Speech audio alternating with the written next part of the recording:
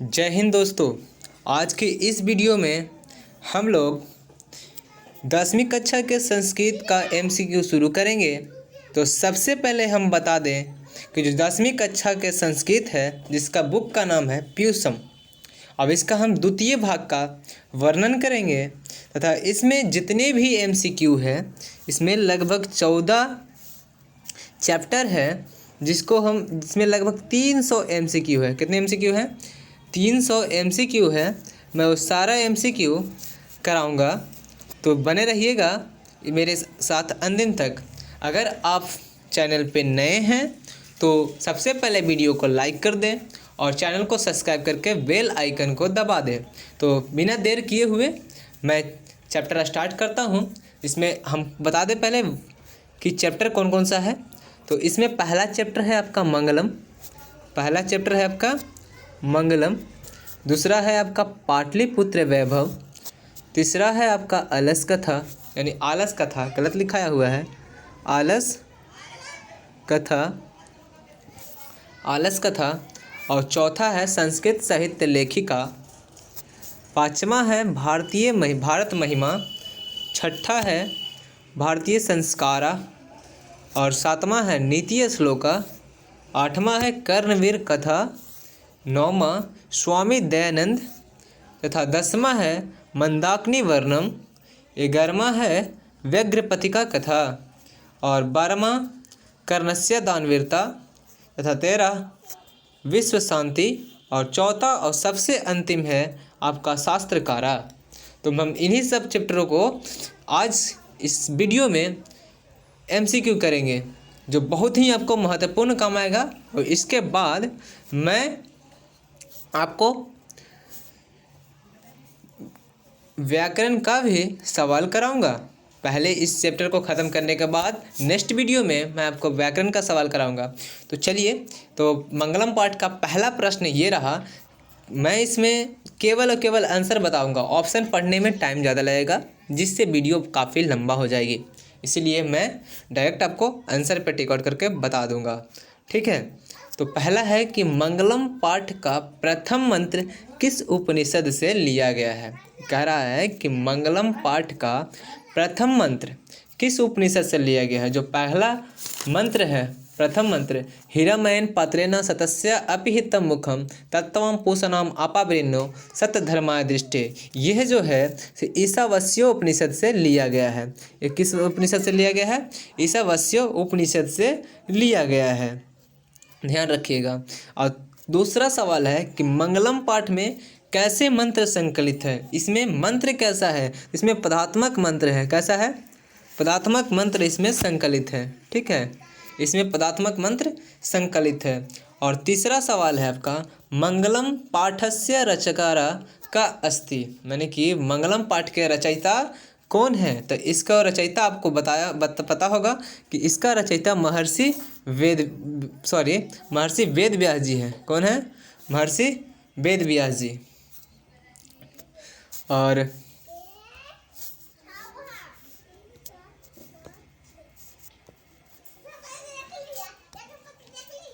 चौथा सवाल है आपका यह संपूर्ण संसार किसके द्वारा अनुशासित है। यह जो संपूर्ण संसार है किसके द्वारा अनुशासित है। तो ये आपका परमात्मा के द्वारा है। किसके द्वारा है? ये आपको परमात्मा के द्वारा अनुशासित है। ठीक है, और पांचवा सवाल है कि उपनिषदे कस्य महिमा प्रधानतया गीतये, यानी कि परम पुरुषस्य, किससे? परम पुरुषस्य से।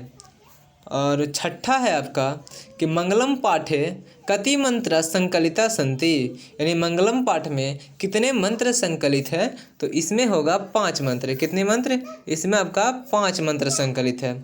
और सातवां है कि सत्यमेव जयते किस उपनिषद का मूल मंत्र है। तो ये सत्यमेव जयते जो है, सत्यमेव जयते नानित्यम सत्यना पंथा विदितो दयायान एन क्रम अंत्यत्यो हाप्तकामा यत्र तत्व सत्यस्य परम निधाना, जो ये श्लोक है इसका यह जो है से मुंडको उपनिषद से लिया गया है। ये किससे लिया गया है? तो ये मुंडको उपनिषद से लिया गया है। ठीक है, 8वां सवाल है कि हीरामयन पात्रेण सतस्य मुखम अप हीरामयन पात्रेण सतस्य अपिहितं मुखम तत्वं पूषणम अपावृणो सत्यधर्माय दृष्टिये। यह मंत्र किस उपनिषद से उद्धत है, यानी कि उल्लेख करता है? यह मंत्र ईशावास्यो उपनिषद से उद्धत करता है। इसका दूसरा ऑप्शन सही हो जाएगा। इसका दूसरा ऑप्शन आपको टिक आउट करना है। इसका दूसरा ऑप्शन क्या है? ईशावास्यो उपनिषद, ठीक है। और इसका तीसरा सवाल है, नौवां सवाल आपका है कि मंगलम पाठ में कुल कितने मंत्र हैं, यानी पद हैं? तो मंगलम पाठ में कुल 5 मंत्र हैं। कितने मंत्र हैं? कुल 5 मंत्र हैं। अगला है कि जंतो गुहायाम का निहिता। जंतो गुहायाम का निहिता।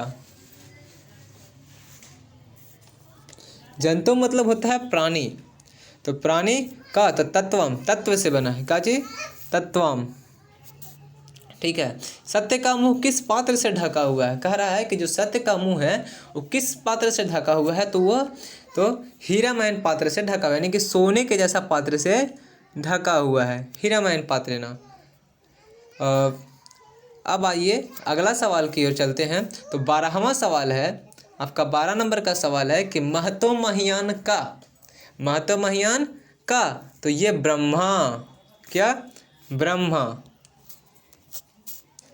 ठीक है। यानी कि इसका पहला ऑप्शन सही होगा।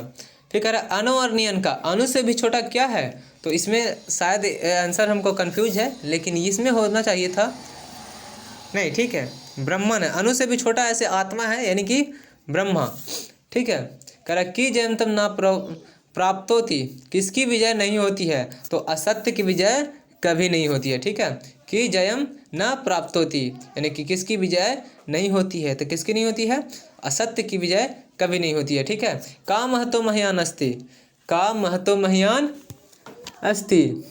महियान यानी महान, महतो, महान से भी महान कौन है? कौन महान से भी महान है? तो महान से महान ब्रह्मा है, ठीक है। कौन है? ब्रह्मा है आपका। महान से भी महान कौन है? ब्रह्मा है, ठीक है। कह रहा कि किम जयते, तो सत्यम जयते। कौन जाता है? तो सत्यम जाता है, यानी कि इसका ऑप्शन नंबर दूसरा, यानी कि ख इसका सही जवाब है।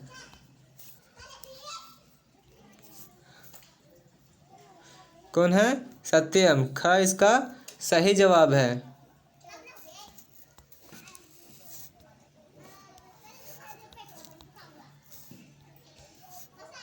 ख,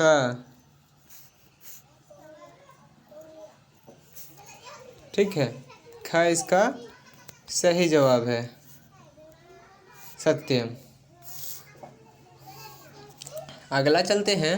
तो 17 नंबर का सवाल है कि सतस्य अपिहितम सुखम, यानी कि सतस्य अपिहितम सुखम के आगे डॉट डॉट है, तो इसको क्या भराएगा? तो याद कीजिए वो श्लोक कि हीरामयन पात्रेण सतस्य अपिहितम, यानी कि यहाँ सतस्य अपिहितम के पहले क्या भरेगा? पात्रेण, हीरामयन पात्रेण, यानी कि ग इसका सही जवाब होगा। ग इसका सही जवाब। अगला है कि नानिरतम। नानिरतम श्लोक को पूरा करना है, तो नानिरतम यानी कि सत्यमेव जयते नानिरतम, यानी कि इसमें कौन सा होगा? ग, सत्यमेव जयते नानिरतम, इसका सही आंसर ग होगा, ठीक है। अगला सवाल चलते हैं। तो 19 नंबर का सवाल है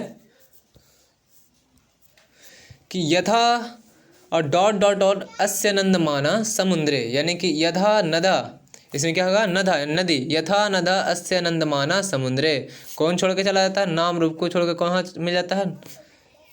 जिस तरह नदी समुद्र में अपने नाम रूप को छोड़कर चल जाता है, ठीक उसी प्रकार, यानी इसका अर्थ होगा यथा नदा, इसमें भराएगा खाली ऑप्शन में, यथा नदा, ठीक है।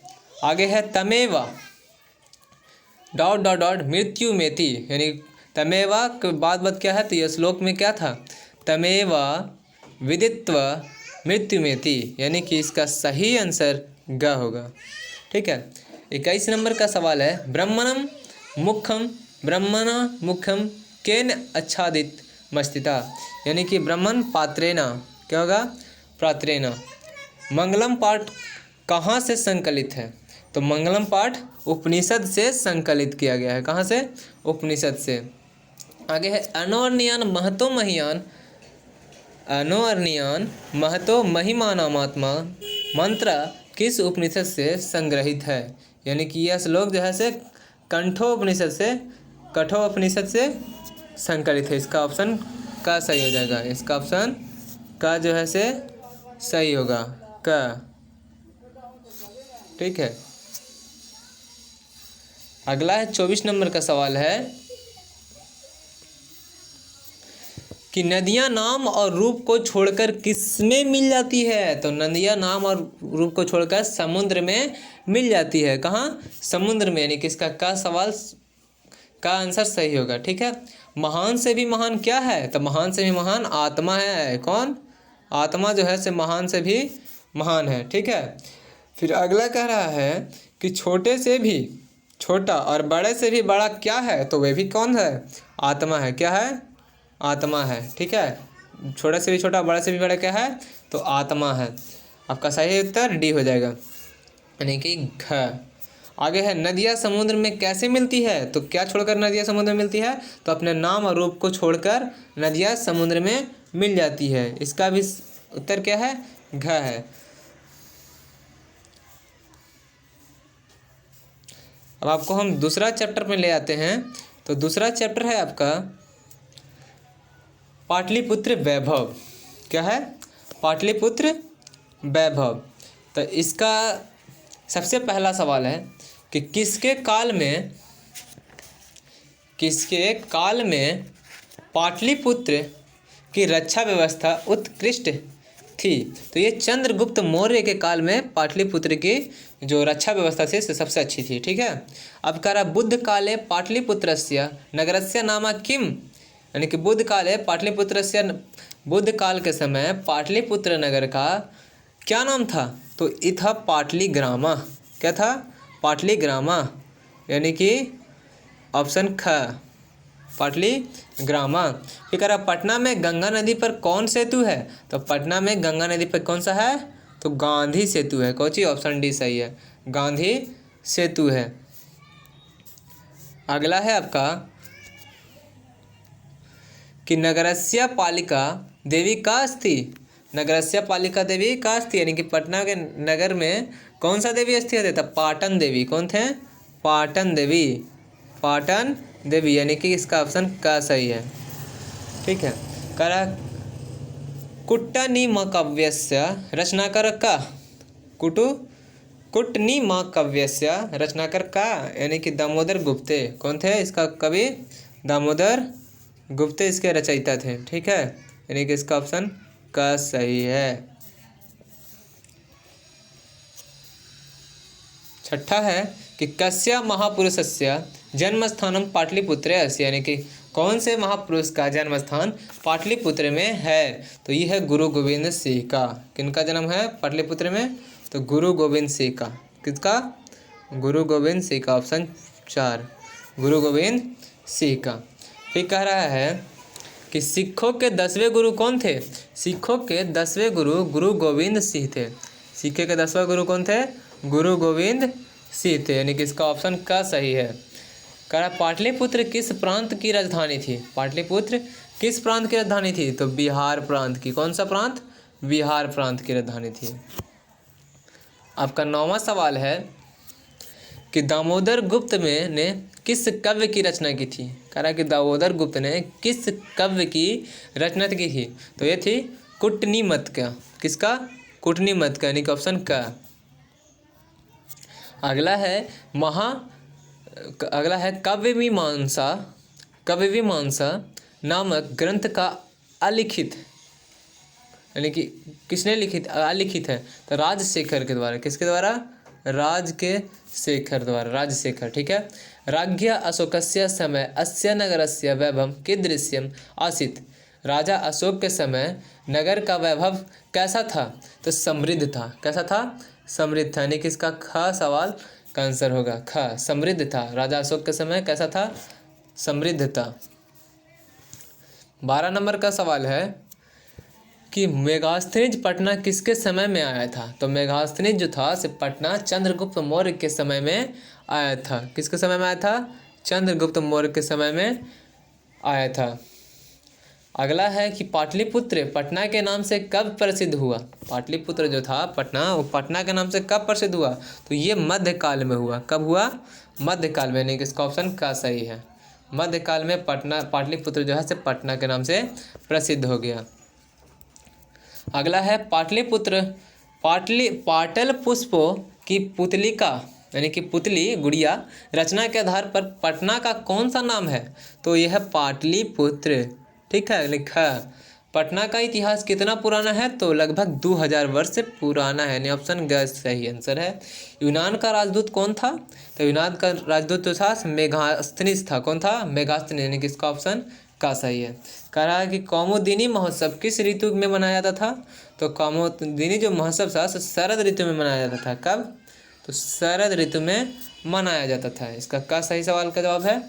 अब 18 नंबर सवाल पर आते हैं। तो 18 नंबर कह रहा है कि पटना नगर की पालिका देवी कौन थे? तो पटना नगर की पालिका देवी तो पाटन देवी थी। कौन थे? पाटन देवी। बिहारस्य कस्मिन् नगरे गोलगृहम् अस्ति। बिहारस्य कस्मिन् नगरे गोलगृहम् अस्ति। कह रहा है कि बिहार के किस नगर में गोलगृहम् है, गोलघर है? तो ये है पटना नगरे। कहाँ है? पटना में है गोलगृह, यानी कि का। गुरु गोविंद सिंह का जन्म स्थान कहाँ है? तो पाटलिपुत्रम में है। ठीक है, कहाँ है? पाटलिपुत्रम में। परिभूत पूर्वनंदस्थानम की संज्ञा किसे दी गई थी? तो ये थी पटना नगर को, पाटलिपुत्र नगर को दी गई थी। 22 नंबर सवाल है कि सरस्वती का कुलगृह कौन सा महानगर था? तो ये था पाटलिपुत्र। कौन था? पाटलिपुत्र जो था सरस्वती की कुलगृह था। ठीक है। पाटलिपुत्र नगरे प्रसिद्ध, पाटलिपुत्र नगर के क्या प्रसिद्ध था? अस्थि क्या है? तो गोलगृह पर स्थित है। क्या है? गोलगृह, यानी कि गोलघर जो है से पाटलिपुत्र का प्रसिद्ध है। कह रहा कि कौमुदिनी महोत्सव ... अतीत प्रचलित था। कौमुदिनी महोत्सव क्या था? गुप्त शासन काल में प्रचलित था। बहुत ज़्यादा प्रचलित कब था? तो गुप्त शासन काल में। आज 25 नंबर सवाल है कि पाटलिपुत्र वैभव पाठ में किस शहर का वर्णन किया गया है? तो पाटलिपुत्र वैभव पाठ में पटना शहर का वैभव का वर्णन किया गया, यानी इसका सही सवाल का जवाब है घ। आपका 26 नंबर सवाल है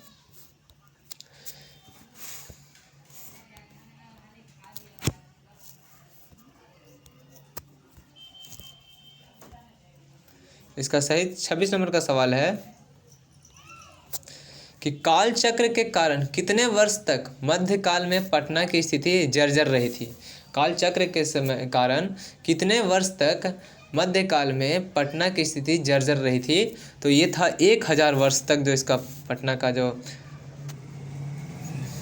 स्थिति था से जर्जर था। कैसा था? अच्छा 1000 साल, 1000 साल यानी कि 1000 वर्ष, यानी कि घ इसका सही जवाब है। कह रहा पटना शब्द किस शब्द से बना है? तो ये पंतन से बना है। पतन से। कैसे? पतन से, पंतन से। ठीक है। गुरु गोविंद सिंह किस धर्म के गुरु थे? तो ये सिख धर्म थे। किस धर्म के थे? सिख धर्म के गुरु थे। कह रहा पाटलिपुत्र किस नदी के किनारे अवस्थित है? तो ये गंगा नदी के किनारे। किस नदी के किनारे? गंगा नदी के किनारे स्थित है, यानी कि ख इसका सही जवाब है। अगला है आपका राजशेखर जो थे, राजशेखर का प्रमुख काव्य ग्रंथ कौन था? तो कवि मीमांसा। कौन था? काव्य मीमांसा इसका सही जवाब था। अगला है अलस कथा। अलस कथा पे हम चर्चा करते हैं। तो अलस कथा का कुछ ऐसा MCQ है। अलस कथा पाठ कुत संकलिता। अलस कथा काट किसके संकलित है? तो ये पुष्प परीक्षता, पुरुष परीक्षा का संकलित है। किसका? पुरुष परीक्षता। ठीक है, परीक्षता। अलस कथा पाठ की रचयिता कौन थे? तो अलस कथा पाठ के भी रचयिता विद्यापति जी थे। ठीक है, कौन थे? विद्यापति जी आलस कथा पाठ के रचयिता हैं। कह रहा कि मैथिली कवि, मैथिली भाषा के कवि कौन है? तो ये भी कौन है? ये है विद्यापति जी। कौन है? विद्यापति जी हैं। कह रहा है कि वास्तविक आलसियों की संख्या कितनी थी? वास्तव में घर में तो बहुत मनी थे आलसी, लेकिन ढोंगी आलसी थे। तो उसमें वास्तविक आलसी की संख्या कितनी थी? तो उसमें वास्तविक आलसी जो थे सो 4 थे। कितना थे? 4 थे। ठीक है। कह रहा सबसे बड़ा शत्रु कौन था? सबसे बड़ा शत्रु था आलस था। कौन था? आलस इसका सबसे बड़ा शत्रु था। ठीक है, आलस सबसे बड़ा शत्रु था। कर अपनी भूख मिटाने के लिए भी कौन कुछ भी नहीं करता? अपने भूख भी मिटाने के लिए कौन कुछ नहीं करता है? तो आलसी लोग अपने भूख मिटाने के लिए भी कुछ नहीं करते हैं।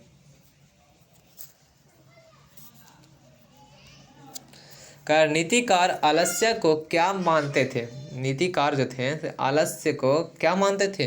तो वे शत्रु मानते थे। क्या मानते थे? शत्रु मानते थे। आलस को शत्रु मानते थे। ठीक है। कह रहा आलस कथा पाठ किस ग्रंथ से संग्रहित है? तो ये पुरुष परीक्षा से संबंधित है। किसके ग्रंथ से? पुरुष परीक्षा ग्रंथ से संकलित है। ठीक है। कह रहा है कि वीरेश्वर कैसा था? वीरेश्वर दानशील था। कैसा था? वीरेश्वर दानशील था। 10वां नंबर का सवाल है कि वीरेश्वर कौन था? तो वीरेश्वर एक मिथिला के मंत्री थे। कौन थे? मिथिला के मंत्री थे। ठीक है। अलसशाला में आग क्यों लगाई गई थी? आलसशाला में आग इसलिए लगाई गई थी क्योंकि आलसियों की परीक्षा करने के लिए। किसके लिए? आलसियों की परीक्षा करने के लिए कि कौन इसमें रियल में आलस है। ठीक है। तो आलसियों की परीक्षा करने के लिए कौन सा आग लगा दी गई थी? ठीक है, रूम में। आलसशाला में आग लगने के बाद कितने लोग नहीं भागे? जो रियल में होंगे वही नहीं भागे होंगे। तो रियल में कितने लोग थे? तो 4 लोग थे। कितना थे? 4 लोग जो थे आग लगने पर भी नहीं भागा था। बाद में मंत्री के द्वारा आदेश देकर उसे निकाला गया।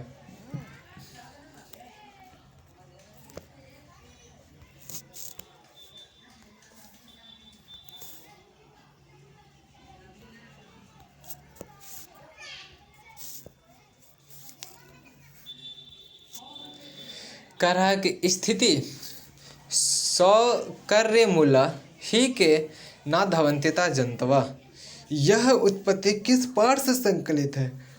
यह जो श्लोक है इस पाठ किस से है? तो यह जो है से आलस कथा पाठ से है। किस पाठ से है? आलस कथा पाठ से है, संकलित है। घर में लगी आग को देखकर कौन लोग पलायमान हो गए? तो कौन लोग हो गए थे? तो धूर्त लोग हो गए थे। पलायमान यानी कि भयभीत हो गए थे।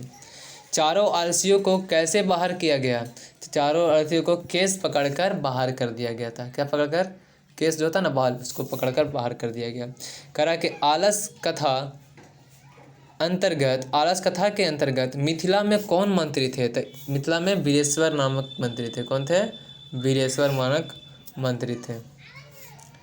कह रहा है कि बनावटी आलस्य दिखाकर कौन भोजन ग्रहण करते थे? तो धूर्त लोग। कौन? धूर्त लोग जो थे बनावटी आलस करके लोग क्या करते थे? भोजन ग्रहण करते थे। वीरेश्वरस्य स्वभाव कीदृश्य आसीत्, यानी कि वीरेश्वर जो थे मंत्री वह कैसे स्वभाव के व्यक्ति थे? तो व्यक्ति थे कैसा? कारुणिका यानी कि कर्णपूर्ण, और तीसरा था दानशील। यानी दोनों उसमें कर्मकांड भी थे और दानशील भी थे, यानी कि इनमें 2 गो। ठीक है, का और ग दोनों। ठीक है। अब अपरति विग्रह द्रव्य का भक्षण कौन कर रहे थे? अपृत विग्रह द्रव्य का भक्षण दुष्का कर रहे थे। कौन सा कर रहे थे? दुष्का कर रहे थे। ठीक है। पतिरेव गति बाला नाम जननी गति, रिक्त स्थान में कौन पद होगा? यानी कि पति से ही स्त्री का गति है, और बालक से जिस तरह पति से स्त्री का गति है, ठीक उसी तरह बालक से जननी की गति है। तो इसमें सही कौन सा होगा? रिक्त स्थान में कौन सा शब्द होगा? बालक जननी गति। तो सही इसमें होगा स्त्री नाम। कौन सा? पति रेवा गति किसका होगा? स्त्री नाम। पति से किसका गति होगा? स्त्री से। ठीक है ना। स्त्री के बिना पति अधूरा, पति के बिना स्त्री अधूरी होती है। ठीक है। अगला है को अपि तथा धार्मिको नस्ति डॉट डॉट डॉट कटय स्माना प्रावरीणोति किससे कहा? करा यह किसने कहा? यह जो श्लोक है को अपि तथा धार्मिको नस्ति डॉट डॉट डॉट कटय स्मेना प्रावरीणोति किसने कहा था? तो ये कहा था तीसरा आलसी ने। किसने कहा था? तीसरा आलसी ने। अलसशाला में आग किसने लगाई थी? अलसशाला में आग जो लगाए थे आलसशाला के कर्मचारियों ने। किसने? आलसशाला के कर्मचारियों ने अलस के घरों में आग लगा दिए थे। ठीक है। अलस कथा पाठ में अहो कथमयम कोलाहला किसकी उक्ति है? तो पहली आलसी का। किसके? पहली आलसी का था। अलसशाला में आग कब लगाई गई थी? तो अलसशाला में आग जो थे जब सब सो रहे थे तब लगाया गया था। जब सब सो रहे थे, जब आलसी सब सो रहे थे तब आग को लगा दिया गया था। आपका 25वां नंबर सवाल, 24 का सवाल ही उसका था। अब आगे है संस्कृत साहित्य लेखिका का सवाल। इसमें पहला सवाल है मैत्रेय का वर्णन किस उपनिषद में मिलता है? मैत्रेय का वर्णन बृहदारण्यकोपनिषद से मिलता है। कौन सा उपनिषद से? बृहदारण्यकोपनिषद से मिलता है। ठीक है। ग वरदाम्बिका पैनम में चंपू किसकी रचना है? तो तिरुमाल लंबा का है। किसका है? तिरुमाल लंबा का। ठीक है। ग कह रहा है कि आधुनिक संस्कृत लेखिका सु का प्रसिद्ध है क्षमा राव। कौन है? क्षमा राव।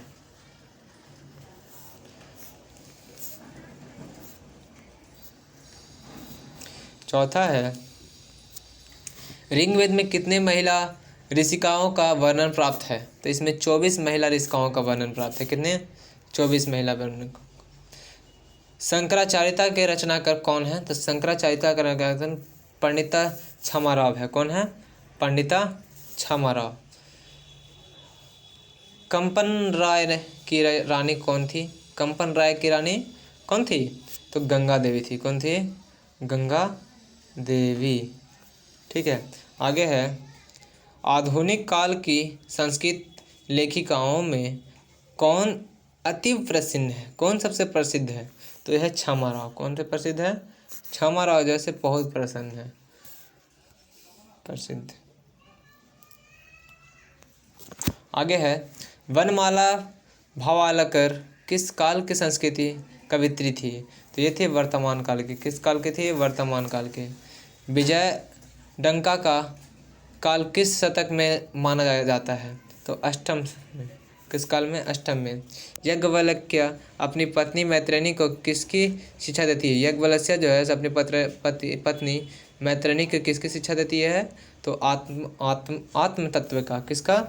आत्म तत्व का। यानी का कर विजय भट्टारिका किसकी पत्नी थी? तो विजय भट्टारिका जो थी से चंद्रादित्य के पति थी। किसके थे? चंद्रादित्य की पति थी। 12वां है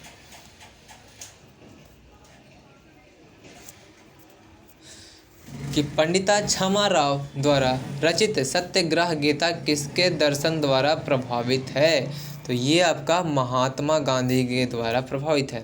गंगा देवी का समय क्या है? तो 8वीं सदी गंगा देवी का समय है। कह रहा है कि याज्ञवल्क्य की पत्नी कौन थी? तो मैत्रेयी से जो याज्ञवल्क्य की पत्नी थी। महाभारत के किस लेखिका का उल्लेख मिलता है? तो सुलभा का। किसका मिलता है? सुलभा का। वर्तमान काल के सांस्कृतिक लेखिका कौन है?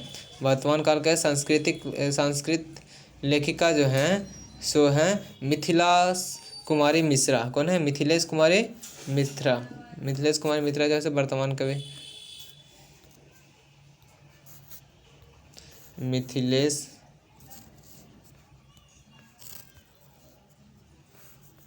मिथिलेश कुमारी मिश्रा है। ठीक है।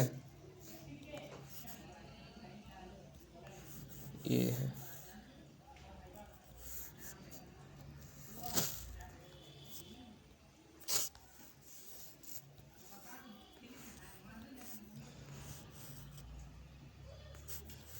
मिथिलेश। आगे है कि यज्ञवल्स्य, क्या यज्ञवल्स्य ने आत्म तत्व की शिक्षा किसको दी थी? तो मैत्रेयनी को दी थी। किसको दी थी? मैत्रेयनी को दी थी। अगला है सर्व शुक्ला सरस्वती किससे कहा गया है? तो दंडिनी को। किसे? दंडी को कहा गया है सर्व शुक्ला सरस्वती। ठीक है।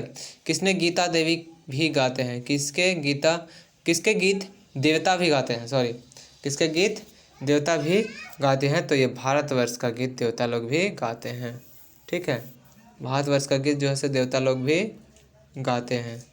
अगला है ग्राम ज्योति का लिखित ग्राम ज्योति का लिखित अवैती, यानी कि छमाराव। कौन लिखते हैं? छमाराव। कौन लिखते हैं? तो छमाराव। अगला है जनकस्य सभायां शास्त्ररथ कुशला का, यानी कि गार्गी। कौन? गार्गी। 22 नंबर का सवाल है कि जनक की सभा में शास्त्ररथ कुशल कौन थी? जनक की सभा में शास्त्ररथ कुशल कौन थी? तो गार्गी थी। कौन थी? गार्गी। अर्थवेद में मंत्रदर्शिका कितनी ऋषिकाएँ हैं? 5 ऋषिकाएँ हैं। कितने हैं? 5 हैं। लौकिक सांस्कृतिक साहित्य में 40 कवित्रियों के कितने पद स्फुट रूप में उपलब्ध हैं? तो 50। कितने पद? 50। साचा ... वर्णे सिद्धिति, इसमें क्या भराएगा? इसमें भराएगा श्याम। साचा श्यामा वर्णम सिद्धिति। ठीक है। अगला है कि चंद्रद्वितस्य याज्ञी एवं विजय डंका इति मान्यते। तो विजय भट्टिकारिका। किसे? विजय भट्टिकारिका को मानते हैं। आधुनिक काल के संस्कृत लेखिकासु नामधेया विदुषी अति प्रसिद्ध। आधुनिक काल के जो संस्कृत लेखिका हैं नामधेया, वो बहुत ही प्रसिद्ध हैं। किससे? छमाराव। कौन से? छमाराव। आधुनिक काल की सांस्कृतिक कवित्री कौन है? तो पंडित छमाराव। कौन है आधुनिक काल के संस्कृत कवित्री? पंडित छमाराव। दक्षिण भारतीय सांस्कृतिक लेखिका कौन है? ये तो शीला भट्टारिका भी हैं, राम भ्रदाम्बा भी है, देव कुमारी का भी हैं, यानी कि इनमें सभी निगाह है, चारों के चारों है। ठीक है, तीनों के तीनों है। समाज में गाड़ी कैसे चलती है? समाज में गाड़ी पुरुष और नारियों से चलती है। किससे चलती है? पुरुष और नारियों से। समाज में गाड़ी कैसे चलती है? पुरुष और नारियों से। मैत्रेयी जो है कौन थी? तो मैत्रेयी कौन थी? तो मैत्रेयी जो थी, मैत्रेयी यज्ञवल्स्य की पत्नी थी। किसकी थी? यज्ञवल्स्य की पत्नी थी। लौकिक सांस्कृतिक साहित्य में लगभग कितने कवित्रियों के पद मिलते हैं? तो 40 कवित्रियों के पद मिलते हैं।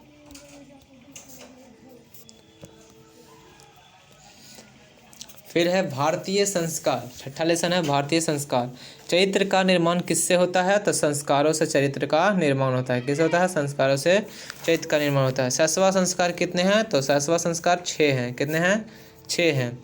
अंत्येष्टिक संस्कार कब होता है? तो मारने के बाद जो है से अंत्येष्टिक संस्कार होते हैं। ठीक है। अगला है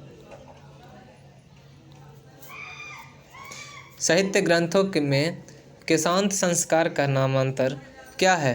तो गोदाना। कौन सी है? गोदान नहीं, गोदना।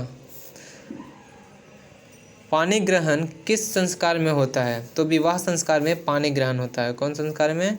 विवाह संस्कार में पानी ग्रहण होता है। अगला संस्कार कितने होते हैं? तो संस्कार जो है सो 16 होते हैं। कितना होते हैं? 16 संस्कार होते हैं। संस्कार प्राय कितने प्रकार के हैं? तो 5 प्रकार के। कितने प्रकार के? 5।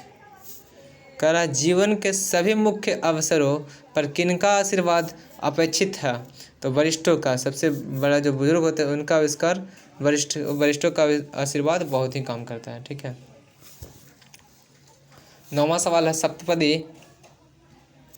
सप्तपदी कर्मकांड किस संस्कार में होता है? तो विवाह संस्कार में होता है। कौन संस्कार में?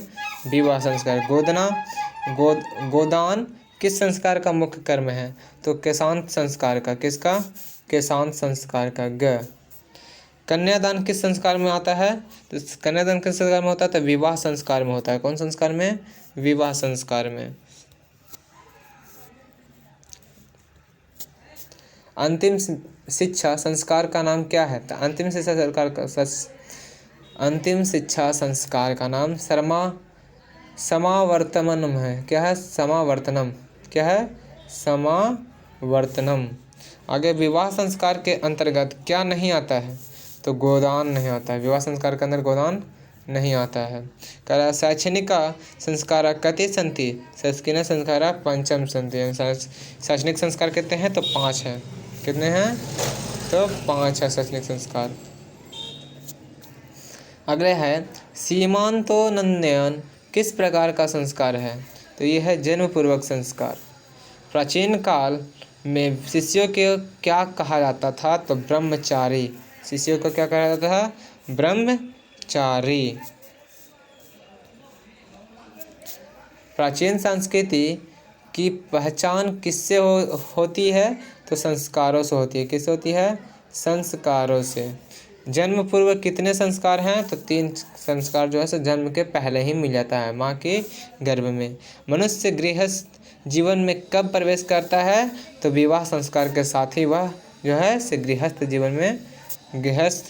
जीवन में प्रवेश कर जाता है। अगला है भारतीय जीवन में किस काल से संस्कारों का महत्व चला आ रहा है? तो यह प्राचीन काल से। कब से? प्राचीन काल से ही संस्कारों का महत्व चला आ रहा है।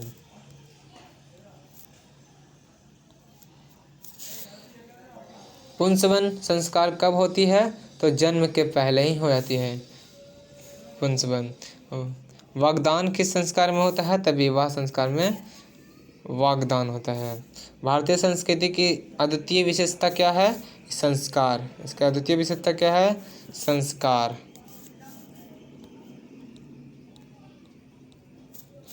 नीति श्लोकान। चलते हैं अब नीति श्लोक की तरफ। तो नीति श्लोकाम रचनाकर का स्थित नीति श्लोक के जो है से रचयिता कौन है? तब महात्मा विदुर जो है से नीति श्लोक के रचयिता है। कौन? महात्मा विदुर। अगला है विदुर नीति कस्य रचना अस्ति? विदुर नीति के कौन रचना की है? तो महात्मा विदुरस्य। कौन? महात्मा विदुरस्य जो थे महात्मा नीति श्लोक का रचयिता हैं। ठीक है। विदुर नीति संकलिता पाठस्य नाम किम अस्ति? तो ये नीति श्लोक जो विदुर नीति थे जो संकलित पाठ है विदुर नीति जी का, विदुर नीति जी का जो संकलित पाठ है वो कौन सा है? नीति श्लोक है। नर्क के द्वारा कितने प्रकार हैं? नर्क द्वार के कितने प्रकार हैं? जिसमें व्यक्ति का नाश होता है तो 3 प्रकार है। कितने प्रकार हैं? 3 प्रकार हैं। कह रहा कि नर्क के द्वार कितने प्रकार के हैं जिनसे व्यक्ति का नाश होता है? तो ये है 3 प्रकार। कितने प्रकार? 3 प्रकार। विनय को कौन मारता है? विनय को आकृति मारती है। कौन? कैसे पुरुष सभी जगह सुलभ होते हैं? तो प्रियवादी पुरुष जो है सभी जगह सुलभ होते हैं। कह रहा है कि बिना बुलाए कौन आता है? तो मूर्ख जो है से बिना बुलाए ही आ जाता है। कह रहा है कि अपृष्ठो बहुभाषते किस पाठ की उक्ति है? नीति श्लोक पाठ की उक्ति। जो श्लोक है वो किस पाठ से उक्ति है? नीति श्लोक पाठ से।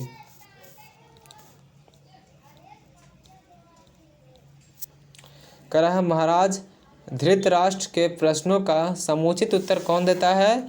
तो मंत्री विदुर। कह रहा नीति श्लोक पाठ महाभारत के किस पर्व से संकलित है? तो उद्योग पर्व से। कौन सा? उद्योग पर्व से। कह रहा परम तृप्ति देने वाला क्या है? तो विद्या जो है परम तृप्ति देता है। कची? विद्या परम तृप्ति देता है। अपने उन्नति चाहने वाले को कितने दोषों का त्याग देना चाहिए? तो 6 दोषों को त्याग देना चाहिए। अपने जो उन्नति पाता है उसको क्या करना चाहिए? 6 दोषों को त्याग देना चाहिए। 6 दोषों को त्याग देना चाहिए। रूप की रक्षा किससे होती है? तो मृज्या से। किससे? मृज्या से रूप की रक्षा होती है। नीति श्लोक पाठ किस ग्रंथ से संकलित है? तो विदुर नीति से। किससे? विदुर नीति से। प्रियवादी पुरुष कैसे होते हैं? तो सुलभ होते हैं। कैसे होते हैं? सुलभ। अगला है घर की शोभा कौन है? तो घर की शोभा स्त्री है। कौन है? स्त्री जो है से घर की शोभा है। सुलभ कौन है? तो सतत प्रियवादी सुलभ है। नीति श्लोक पाठ में परम श्रेय किसे कहा गया है? तो धर्म को परम श्रेय कहा गया है। विनय किसका नाश करता है? तो आकृति की। उत्तम शांति क्या है? क्षमा। आचरण का हनन किससे होता है? क्रोध से आचरण का हनन हो जाता है। ठीक है। अगला है कर्मवीर कथा। कह उद्योगिनम पुरुष सिंह मुपैति लक्ष्मी, यह उक्ति किस पाठ से संकलित है? तो यह जो है से कर्मवीर कथा से संकलित है।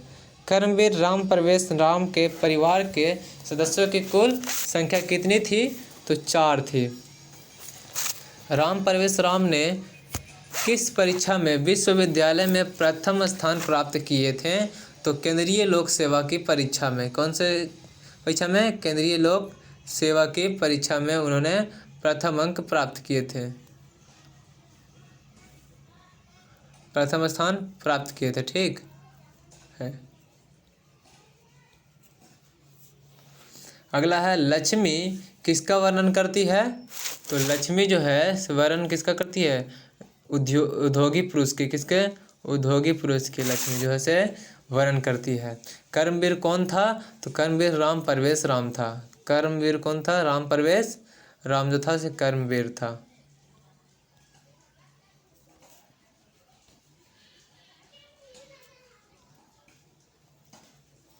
अगला है भीखनटोला गांव कहाँ है? तो भीखनटोला गांव बिहार में है। कहाँ है? बिहार में। दलित ग्रामवासी पुरुष की कथा कौन है? तो कर्मवीर कथा। कह रहा है कि नवीन दृष्टि संपन्न शिक्षा कहाँ हो पहुँचा? तो भीखनटोला में। कहाँ पहुँचा? भीखनटोला में। अगला है कि कर्मवीर राम प्रवेश ने जिस निज उत्साह से कौन सा पद प्राप्त किया था? कर्मवीर राम प्रवेश ने निज उत्साह से कौन सा पद प्राप्त किया था? तो महपद। कौन सा? महपद प्राप्त किया था। कर्मवीर कथा पाठ में किसकी कथा है? तो इसमें राम प्रवेश की कथा। किसकी कथा है? राम प्रवेश की कथा है। छात्रानाम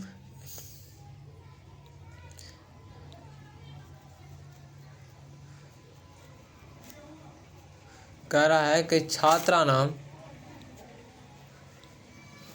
छात्रानाम तपा रिक्त स्थान में कौन पद होगा? इसमें अध्ययनम होगा। छात्रम में कुछ होगा। छात्रानाम तथा तपा में अध्ययन क्या होगा? अध्ययनम। अगला है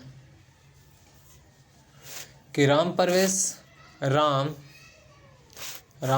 राम उच्च विद्यालय में कौन सा स्थान प्राप्त किया था? तो इन्होंने कौन सा स्थान किया था? तो पहला स्थान प्राप्त किया था। लक्ष्मी किसके पास जाती है? लक्ष्मी किसके पास जाती है? तो परिश्रमी के पास भी लक्ष्मी जाता है। ठीक है। किसके पास जाती है? परिश्रमी के पास। भीखनटोला देखने में कौन आया था? तो अध्यापक आए थे। कौन आए थे? अध्यापक आए थे। अब स्वामी दयानंद के बारे में जानते हैं। तो स्वामी दयानंद की शिक्षा की शुरुआत किस भाषा में के माध्यम से हुई थी? तो ये हुई थी संस्कृत भाषा के माध्यम से। स्वामी दयानंद ने किस नगर में आर्य समाज की स्थापना की थी? तो मुंबई नगर में। कौन सा नगर में?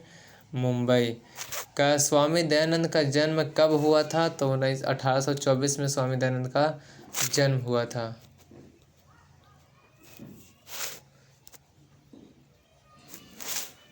गुजरात प्रदेश स्थित टकरा ग्राम किसका जन्म स्थान है?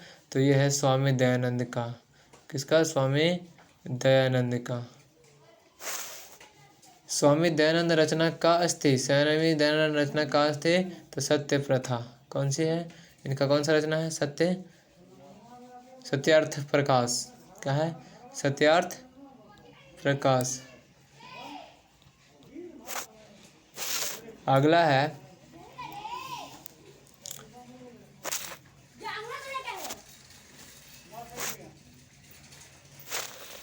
स्वामी दयानंद के बचपन का नाम क्या था? स्वामी बचपन का नाम था मूल शंकर। स्वामी दयानंद का जन्म किस गांव में हुआ था? तो टंकार में हुआ था, टंकारा में।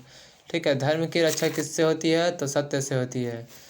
आर्य समाज संस्थान, आर्य समाज संस्था के संस्थापक कौन थे? तो थे दयानंद। कौन थे? दयानंद थे। स्वामी दयानंद कौन थे? तो यह एक समाज उद्धारक थे। कौन थे? समाजोद्धारक। अगला है कि स्वामी दयानंद ने कैसा काम किया? तो स्वामी दयानंद ने समाजोद्धार काम किया। स्वामी दयानंद की मृत्यु कब हुई? तो स्वामी दयानंद की मृत्यु 1883 ईस्वी में हुई थी।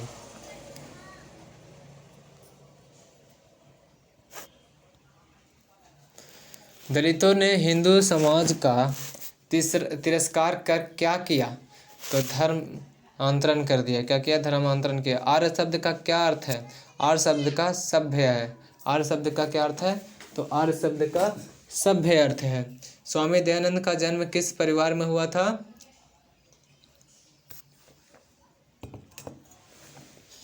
स्वामी दयानंद का जन्म किस परिवार में हुआ था? तो कर्मकांडी परिवार में। स्वामी दयानंद के लिए कौन पर्व उद्बोधक सिद्ध हुआ? तो शिवरात्रि सिद्ध हुआ। कौन सा? शिवरात्रि। डीएवी विद्यालय की स्थापना किसने की थी? तो स्वामी दयानंद ने ही डीएवी विद्यालय की स्थापना की थी। स्वामी दयानंद ने।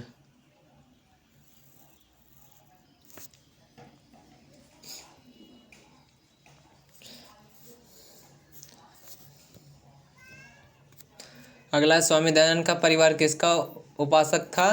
तो शिव का उपासक था। स्वामी दयानंद ने किस संस्था की स्थापना की?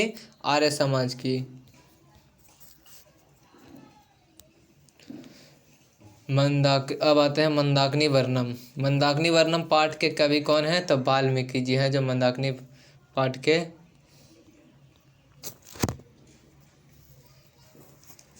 कवि हैं। ठीक है। रामायण ग्रंथ से रचनाकार का अस्ति? वाल्मीकि। रामायण जो है इस ग्रंथ का रचनाकार कौन है? तो वाल्मीकि जी हैं। अयोध्या कांड कस्य ग्रंथस्य अस्ति? अयोध्या कांड जो है फिर कौन सा ग्रंथ में है? तो रामायणस्य ग्रंथ में। कौन में? रामायण ग्रंथ में। ठीक है। रघुवंश राम काव्य कस्य रचना अस्ति? रघुवंश जो राम है उसको किसने रचना की थी? तो कालिदास ने। किसने? कालिदास ने की थी। अगला है कि मंदाकिनी वर्णम पाठ किस ग्रंथ से? मंदाकिनी वर्णम पाठ किस ग्रंथ से है? तो ये है रामायण से। किससे है? रामायण से। नदियाँ समुद्र में कैसे मिलती है? तो अपने रूप को छोड़कर, नाम रूप को छोड़कर। इसमें सिर्फ नाम और रूप दोनों को छोड़कर नहीं, रूप को छोड़कर। किसको छोड़कर? रूप को छोड़कर। वनवास प्रसंग में राम सीता लक्ष्मण के साथ कहाँ पहुँचती है? तो चित्रकूट में पहुँचती है। कहाँ पहुँचती है? चित्रकूट में पहुँचती है।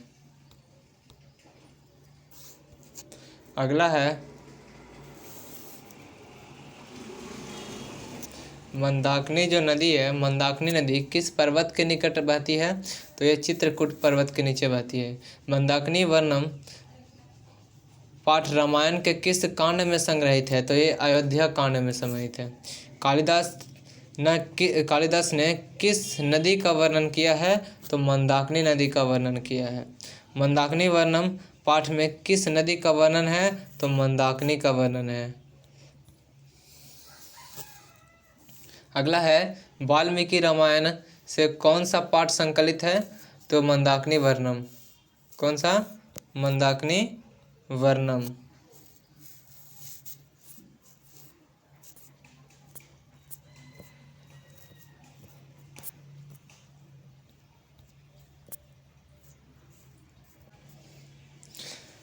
अगला है कि वाल्मीकि रामायण से कौन सा पाठ संकलित है? तो मंदाकिनी वर्णम। कौन सा? मंदाकिनी वर्णम है। ठीक है। चित्रकूट स्थित गंगा का वर्णन किस पाठ में है? तो मंदाकिनी वर्णम में है। रमणीयानी तीर्थनी की संजयंती, रामनीय तीर्थ क्या उत्पन्न कर रहे हैं? तो रति को, क्या? रति को। राम मंदाकिनी की शोभा किससे दिखा रहे थे? तो सीता को। किसको दिखा रहे थे? राम मंदाकिनी की शोभा किससे दिखा रही थी? सीता को।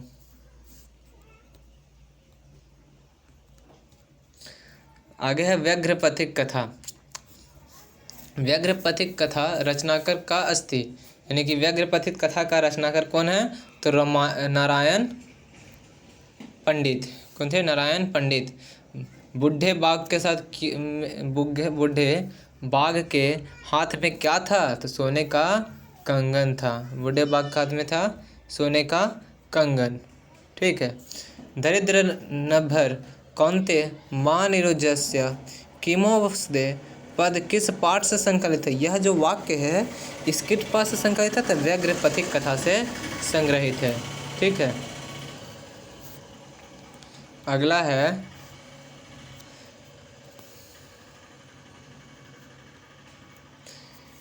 क्रियम बिना की भार। क्रियम के बिना क्या भार है? तो ज्ञान जो है क्रिया के बिना भार के समान है। क्या है? ज्ञान।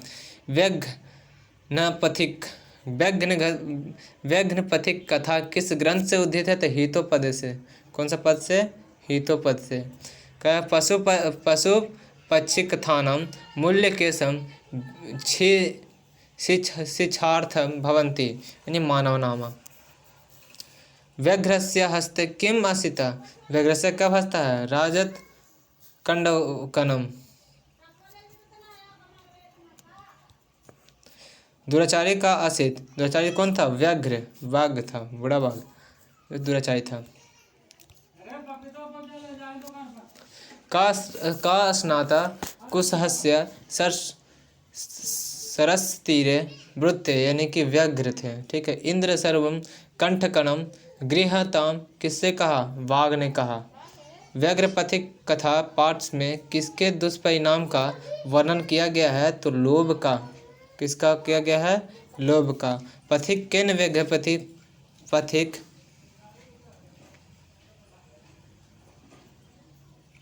पथिक केन व्याघ्रपतित खादित्य। तो किसे खाया था? व्याघ्रों को खाया था। व्याघ्रों को खाया था। भो भो पंथा इंद्रम गृहतम। कौन था? सूर्य कंठकन। कह रहा है कि व्याघ्र प्रस्यार्य दर्शयंती।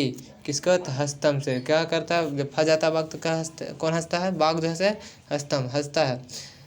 तदुपदेश दिदानी नमः कथम न विश्व सभूति। कौन सा इसमें इसका आंसर कौन सा है?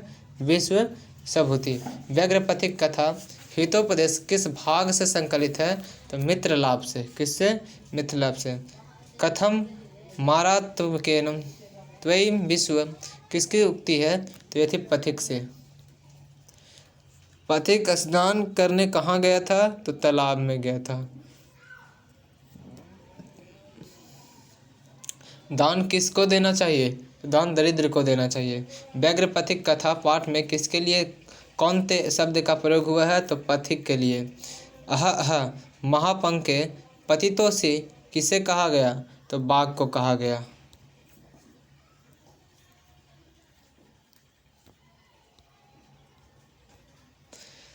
अब है कर्णस्य दानवीर के बारे में मानते हैं। कर्णस्य दानवीरता पाठस्य रचयिका का अस्ति, यानी कर्णस्य दानवीर पाठ के रचयिता कौन है? तो ये थे भाषा। कौन थे? भाषा। कर्णस्य दानवीरता पाठ कुल संकलित। कर्णस्य दानवीरता पाठ कुतः संकलित, मैंने किससे संकलित है? तो महाभारत कर्णभार से संकलित है। महाभारत। ठीक है। दानवीर कौन था? तो कर्ण जो था सो दानवीर था। सूर्यपुत्र का स्थित सूर्यपुर कर्ण स्थित था, मैंने सूर्यपुत्र कौन था? कर्ण था। अगला है कि महतराम भिक्षाचय, यह किसकी उक्ति है? तो यह शक्र की। सर्वप्रथम कर्ण की ददाती, तो ये साल डकारम गोशस्त्र। ब्राह्मण के वेश में कौन प्रवेश करता है? तो शक्र। कर्ण किस देश का राजा था? तो अंग देश का। कर्ण के पास भिक्षा मांगने कौन आए थे? तो इंद्र आए थे।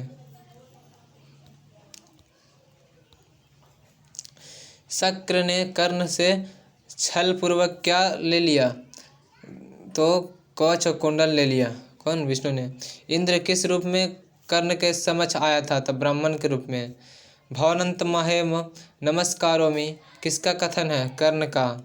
कर्म चक्र को चौथी बार क्या देना चाहा? सोना। नेच्छामि नेच्छामि किससे बार नेच्छामि नेच्छामि किसने बार बार कहा? शक्र ने कहा।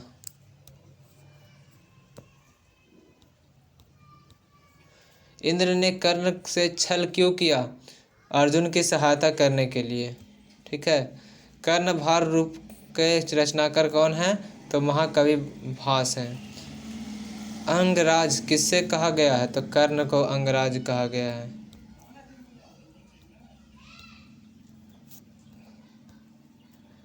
वैर से विश्व शांति बात है। वैर से वैर का सामन क्या है? असंभव। दुख का विषय क्या है? अशांति। परपीड़न किस लिए होता है? नाश के लिए। वैरेण वैरस्य शमनम असभ्यम यह किसकी उक्ति है? तो यह है महात्मा बुद्ध की उक्ति।